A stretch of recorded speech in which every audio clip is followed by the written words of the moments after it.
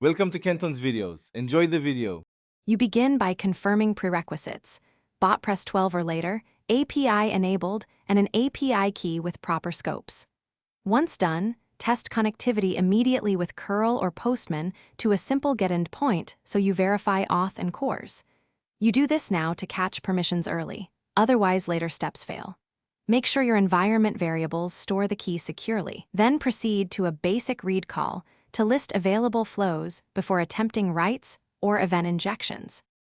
Now you construct requests and handle authentication. You'll post or patch JSON payloads to endpoints like /mod/flow or /mod/events while sending authorization. Bearer your API key. This is crucial because tokens control access. Once you craft payloads, validate body schema and test with a dry run flow.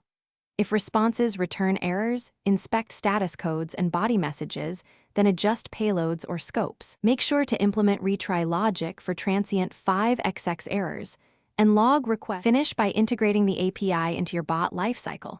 Deploy flows, then wire webhooks or long polling to receive events in real time. Once done, rotate keys per environment, apply rate limiting, and add graceful backoff to protect stability. If something goes wrong, first check cores and authorization scopes, then review Botpress server logs for rejected requests or schema errors. If issues persist, replicate the call with curl to isolate client versus server problems and correct the failing step. Thanks for watching. Consider subscribing if we helped you.